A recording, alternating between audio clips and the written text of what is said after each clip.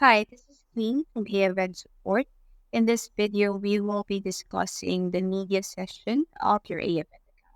So, to start, let's log into your account. Once you are logged in, to the left-hand side menu, you just have to click on Media. And from here, you can see all the media files that you have on your account. So over here, you'll see the option to add a folder. So for example, you want to create a folder for a specific timeline. So you have all the media files for that timeline segregated into just one folder. So for example, we'll create a folder for the test timeline that we have for this account. So we have here the test timeline. So if you'll want to move a file to that folder, you just have to click on this one and then select the folder you want to move it to, and then just click on confirm at the bottom.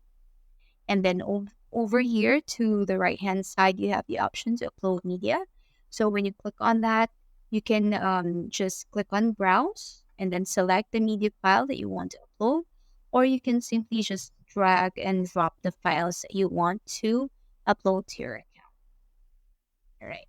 And over here, you'll see here the name of your files, the type of your media files, if it's an audio file, a video file, an image file, and then the file size, when they were uploaded, and then the actions that you can do for them. So when you click on the pen icon, it's actually the edit icon.